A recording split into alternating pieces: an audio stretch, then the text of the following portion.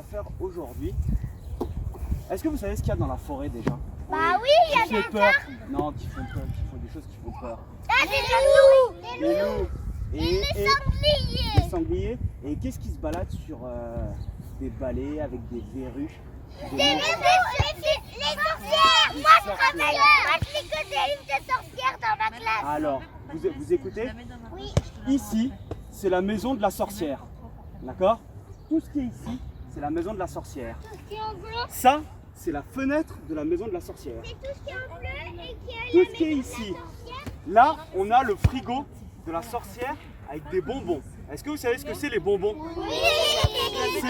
Non, c'est des petits garçons qui n'ont pas été sages, qui n'ont pas rangé leur chambre et la sorcière les a transformés en bonbons. On est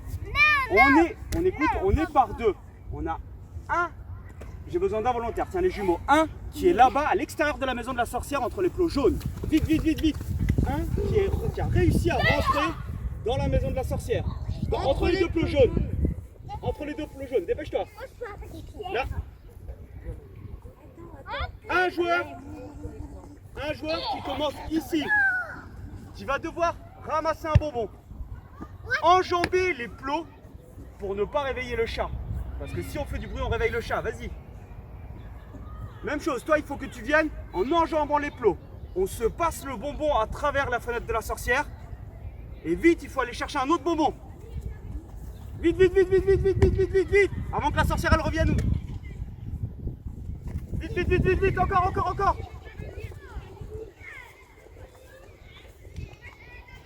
Ok, c'est bon pour tout le monde. Vous vous mettez par deux. Allez. Sur ce jeu, du coup, sur la cabane de la sorcière, ce que j'ai essayé de faire, ça a été de faire en sorte que les jeunes, ils commencent tout simplement à coopérer et à se faire des passes. C'est-à-dire que c'est vraiment le gros souci que j'ai retrouvé sur cette catégorie là où c'était les U6. C'est, je vois mon gamin, 4 ans et demi, mais impossible de comprendre en fait qu'il faut faire des passes et il faut coopérer pour réussir à jouer au rugby et surtout quelle est l'utilité de coopérer quand on peut faire les choses tout seul.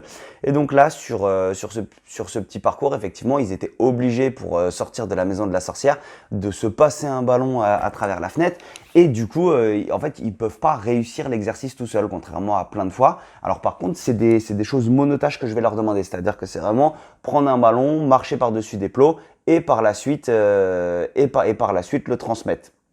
D'accord? Et même là, on voit que même en étant monotache, il y en a un, il est en train de sauter tranquillement. En fait, il a déjà oublié. Au fait, ça c'est mon fils, il a 4 ans et demi et je vous avoue qu'il est complètement perdu quand on voit à côté des gamins qui ont 5 ans et demi.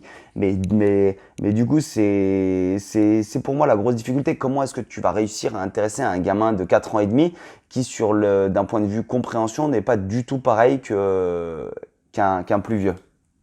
L'évolution, du coup, c'était que la fenêtre de la sorcière était fermée et qu'il fallait se passer le ballon par-dessus. Donc, et là, on commençait à avoir du coup des petites passes, ce que je leur avais demandé, mais c'était pas évident, c'était d'essayer de lâcher le ballon. C'est-à-dire que la passe, ça devait pas être forcément une passe main-main. Après, on peut le faire en passe main-main, mais c'était de réussir à se passer le ballon par-dessus le tackle tube. Alors après, s'il n'y a pas de tackle tube, on prend simplement des boudins ou des boucliers, on se construit un petit truc.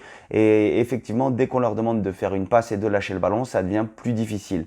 Mais ce qui est bien, c'est qu'ils sont tous du coup concentrés sur une seule tâche qui vont essayer de réaliser le mieux possible parce qu'ils ont même si leur capacité de concentration n'est pas importante, ils arrivent à réaliser des tâches simples en le faisant très bien. Et donc là, moi, c'est ce qui me fait plaisir, c'est que je vois que les gamins de 4 ans et demi, de la même manière que les gamins de 5 ans et demi, même si les gamins de 5 ans et demi là prennent 2 ballons et essayent forcément du coup de tricher pour aller plus vite, ils ont compris qu'il fallait aller plus vite. Même les plus petits en fait sont à l'aise sur un exercice comme ça qui va être monotache. Alors après, le seul truc, c'est dans l'animation, il faut, je pense, en revanche, le faire évoluer très très vite. Du coup, voilà, non, là, ils étaient sur passe main-main tout à l'heure, et là, ils étaient sur le fait de lancer le ballon. D'accord? Et si on lance le ballon, ça devient beaucoup plus difficile. Mais voilà, il faut vraiment être capable de faire évoluer vos situations très rapidement parce que plus on les fait évoluer rapidement, plus en fait on va réussir à faire en sorte que les gamins ils soient concentrés et surtout de ne pas perdre leur attention. Voilà, et là effectivement, le lancer de ballon, et ben c'est juste génial parce qu'ils apprennent à lancer un ballon, à le rattraper. Et là, la différence de motricité, elle se fait voir, mais chacun peut s'amuser peut s'amuser à sa manière dans la situation. Vous allez me dire, il faut des tackle tubes, ouais, mais c'est ce que je vous ai dit aussi. Vous pouvez facilement remplacer ces tackle tubes par d'autres objets sur vos situations d'entraînement. L'évolution suivante, c'était de passer à l'intérieur du tackle tube sans marcher dessus. D'accord? Donc là, on disait que la fenêtre était cassée, qu'il fallait du coup traverser les débris de la fenêtre sans réveiller le chat, taper sur la main de son partenaire qui était resté dans la forêt, le partenaire rentrer dans la maison de la sorcière sans marcher dessus, exactement comme il n'a pas fait, parce que sinon on abîme le matériel, et ramasser un petit bonbon qui était un copain qui était transformé par la sorcière, et ressortir par le tackle tube. D'un point de vue moteur, on s'aperçoit que le petit garçon orange, lui, il est déjà en train de sauter. C'est-à-dire que d'un point de vue moteur, vraiment pas compliqué. Par contre, on s'aperçoit que voilà, lui aussi, c'était son jumeau. Vraiment pas compliqué de sauter. Pour les plus petits, en revanche, on s'aperçoit que d'un point de vue moteur, c'est pas facile d'enjamber quelque chose qui va être assez haut. Voilà pour l'évolution, cette petite évolution sur la sorcière qui les a bien fait marrer. On avait même du mini rugby avec des petites 3 ans et les petites 3 ans, franchement, ils se marrent parce que beaucoup de choses à réaliser. Les plus vieux, c'est ça, ils le réalisent en sautant. Donc chacun va adapter en fait son comportement à la façon de son comportement en fait à ses qualités athlétiques.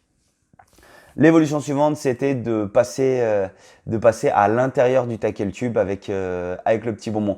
Donc on est toujours sur le fait, ok, toutes les 2 minutes, toutes les 1 minute 30, en fait, ils font un aller-retour et bim, il doit y avoir l'évolution. Et vous allez voir que là, sur cet exercice, il y a 5 ou 6 évolutions. Entre le temps où vous donnez votre consigne et le temps où la situation, l'exercice est fini, si vous avez mis 5 ou 6 évolutions, en fait, il y a 15 minutes qui se sont passées sur une séance de 1h, 1h15, ça va très très vite. Et ça, c'est vraiment comme ça que je le vois, c'est toutes les situations, elles doivent évoluer rapidement. Après, n'hésitez pas à vous servir des parents et des bénévoles qui sont sur le côté pour tenir le tackle tube, pour qu'ils puissent passer à l'intérieur. Là, on le voit sur les petits de 3 ans. Les petits de 3 ans, mini rugby ou 4 ans, ils ont du mal à passer à l'intérieur sans le faire tomber. Et surtout, quand ça tombe, ils auront du mal à le relever. Et la dernière évolution, c'était de la coopération pure. On revenait sur de la coopération où le ballon était à l'intérieur du tackle tube et on faisait rouler le tackle tube pour sortir le bonbon de la forêt.